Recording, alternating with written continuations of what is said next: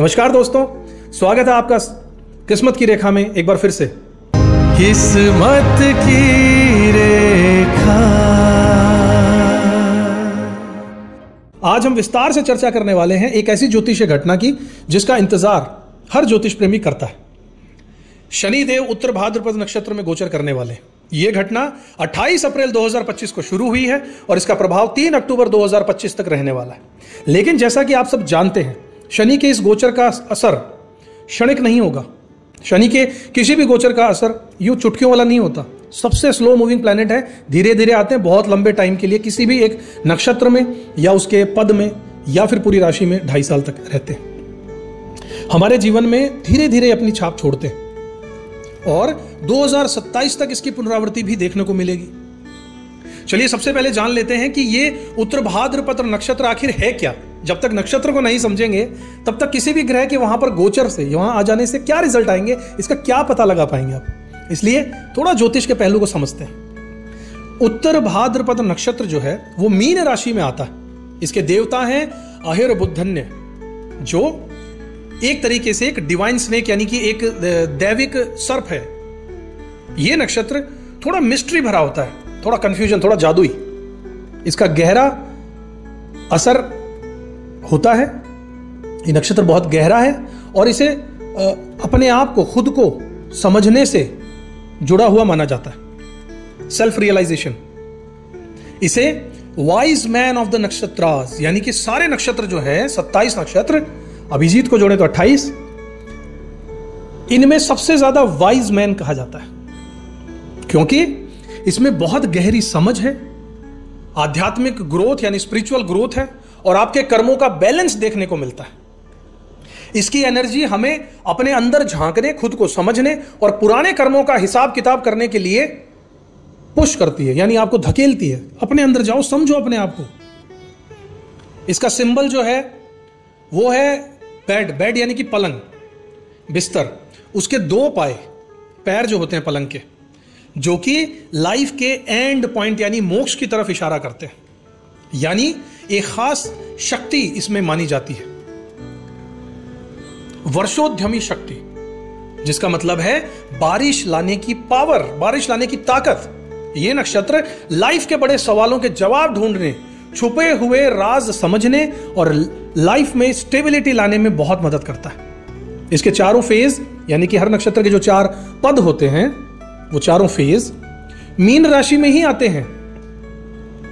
इसकी एनर्जी बहुत emotional, spiritual और मिस्ट्री से भरी हुई मानी जाती है। इसके देवता अहिर्बुद्धन्य माने जाते हैं, जो कि पानी के राजा हैं, जल के देव हैं, जिससे पता चलता है कि यह नक्षत्र बहुत गहराई, पेशेंस और छुपी हुई स्ट्रेंथ को दिखाता है। पानी के ऊपर से देखकर यह नहीं बता सकते कितना गहरा है अंदर, इसलिए अंदर गहराई तक जाना और पानी की गहराई को नापना। यहां पे हम अपने मन की, अपने अंदर की गहराई को नापने की बात कर रहे हैं। यह नक्षत्र आपको यह सिखाता है। असल में यह नक्षत्र हमें आत्मा की ग्रोथ, लाइफ के अल्टीमेट गोल्स और कर्मों के बैलेंस की याद दिलाता है। मतलब यह नक्षत्र आपको लाइफ में गहराई से सोचने, खुद को समझने और सही रास्ते पर चलने के लिए मोटिवेट करता है। शनि देव अब जब यहां पर आ जाते हैं तो शनि देव को कर्मों का कारक यानी कि लॉर्ड ऑफ द कर्मा कहा जाता है। जब वो इसी नक्षत्र में आ जाए, यानी ये नक्षत्र के स्वामी भी शनि देव ही हैं। हर नक्षत्र का कोई एक स्वामी ग्रह होता है, इस नक्षत्र के मालिक खुद स्वयं शनिदेव ही हैं। तो शनिदेव अपने ही नक्षत्र में उत्तर भाद्रपद में जब आ रहे हैं तो यह समय बहुत पावरफुल और ट्रांसफॉर्मेटिव हो सकता है। जीवन में बदलाव, ये ट्रांजिट हमें मजबूर करता है कि हम अपनी लाइफ में गहराई से झांके अपनी जिम्मेदारियों को समझें और जो भी गलतियां या अधूरे काम हैं उन्हें सीख कर आगे बढ़ें, वो गलतियां दोबारा ना करें। शनि का यह गोचर हर किसी को एक तरीका रियलिटी चेक देगा, जिससे हम अपनी लाइफ के हर हिस्से को दोबारा से सेट करने के लिए मजबूर हो सकते हैं।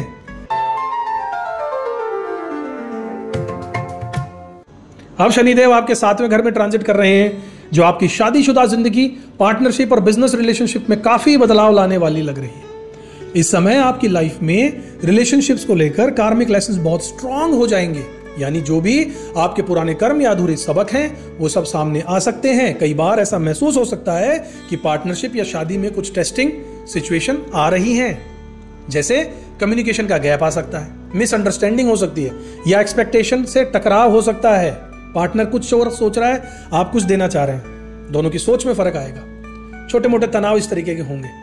ऐसे में आपको अपने कमिटमेंट और बाउंड्रीज पर बहुत क्लियर नजर रहनी चाहिए। दिमाग में एकदम क्लियर रहना चाहिए आपकी बाउंड्रीज क्या है। हद में रहकर काम कीजिए और कमिटमेंट किसी से किया है तो उसे पूरा कीजिए। मतलब किसी भी रिश्ते में ईमानदारी और पारदर्शिता बहुत जरूरी होगी इस दौरान। शनि का यह गोचर रिलेशनशिप्स को सीरियस और मैच्योर बनाने का मौका है। अगर आप शादीशुदा हैं तो लाइफ पार्टनर के साथ खुलकर बात कीजिए, अपनी फीलिंग्स को शेयर कीजिए और एक दूसरे को बातों को समझना बहुत जरूरी होगा। कई बार छोटी छोटी बातें बड़ी बन सकती हैं, इसलिए पेशेंस रखिए और शांति से सिचुएशन को हैंडल करना आपके लिए फायदेमंद रहेगा।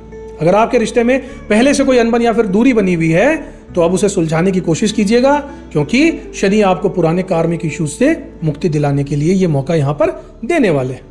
वहीं अगर आप अकेले हैं, सिंगल हैं, तो इस समय कोई नया रिश्ता धीरे धीरे बन सकता है, लेकिन उसमें भी स्टेबिलिटी और मैच्योरिटी जरूरी होगी।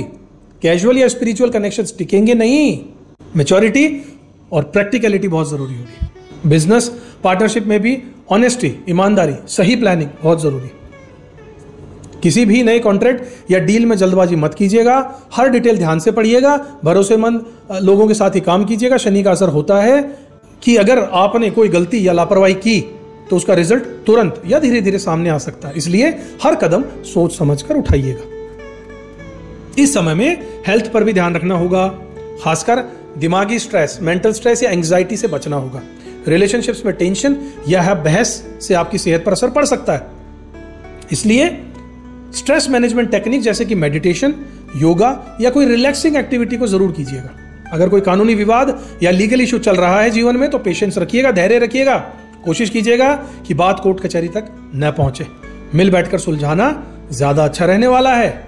ओवरऑल शनि का आपके 7वें घर में ट्रांजिट आपको रिलेशनशिप्स और पार्टनरशिप्स के असली मायने समझा देगा।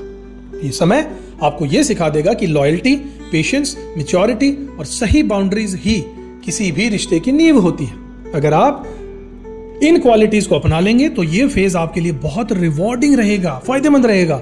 चाहे शादीशुदा जिंदगी हो या बिजनेस पार्टनरशिप हो, दोनों में ही लॉन्ग टर्म स्टेबिलिटी और सेटिस्फैक्शन मिल सकता है। बस ध्यान रखिएगा, किसी भी रिश्ते या पार्टनरशिप में ऑनेस्टी और पेशेंस सबसे जरूरी होती है और कोई भी बड़ा फैसला लेने से पहले दिल और दिमाग दोनों से सोच विचार करने की जरूरत पूरी तरीके से रहेगी। साथियों, बात कर लेते हैं उस सेगमेंट की जिसका आपको बेसब्री से इंतजार रहता है, वो है उपाय। समस्याएं तो बता दी, उपाय क्या है वो नहीं बताए। चलिए बताता हूं कुछ रेमेडीज। तो हर शनिवार को पीपल के पेड़ के नीचे सरसों के तेल का दिया जलाइएगा, आराम मिलेगा। ओम नमः शिवाय और शनि चालीसा का पाठ शुरू कर दीजिए। काले तिल और कंबल का दान कीजिए। अपने कर्मों को सही दिशा दीजिए, क्योंकि यही असली उपाय होता है। दोस्तों, आज के इस वीडियो में हमने जाना कि शनि का उत्तर भाद्रपद नक्षत्र में जो गोचर है वो आपके जीवन में कितना गहरा और दूरगामी असर डालेगा। यह ट्रांजिट सिर्फ एक ज्योतिषीय घटना नहीं है, बल्कि एक बड़ा कार्मिक शिफ्ट है जो हर राशि और लग्न के लिए कुछ न कुछ नया लेकर आएगा। शनिदेव का यह समय हमें सिखा देगा कि कर्म, जिम्मेदारी और आत्मविश्लेषण ही सही सफलता की एक्चुअल कुंजी है, लॉक की चाबी है। उत्तर भाद्रपद नक्षत्र की ऊर्जा हमें गहराई में सोचने, पुराने पैटर्न्स को छोड़ने और जीवन में सच्ची स्थिरता और संतुलन लाने के लिए प्रेरित करती है। इस दौरान अगर आप अपने कर्मों को सही दिशा में लगाएंगे, धैर्य और अनुशासन बनाकर रखेंगे, तो शनिदेव निश्चित ही आपको अच्छे फल जरूर देंगे। वहीं अगर आपने शॉर्टकट्स लिए, जीवन में गलत रास्ता अपनाया, तो यह समय आपके लिए चुनौती भरा हो सकता है। हर लग्न और हर राशि के लिए यह ट्रांजिट अलग अलग क्षेत्रों में बदलाव जरूर लाएगा। कहीं करियर में नई जिम्मेदारियां देगा, कहीं रिश्तों में परिपक्वता, तो कहीं आर्थिक या मानसिक स्तर पर गहरा परिवर्तन। लेकिन एक बात सबके लिए समान रहेगी, यह समय है अपने भीतर झांकने का, खुद को और अपने कर्मों को समझने का और एक नई शुरुआत करने का।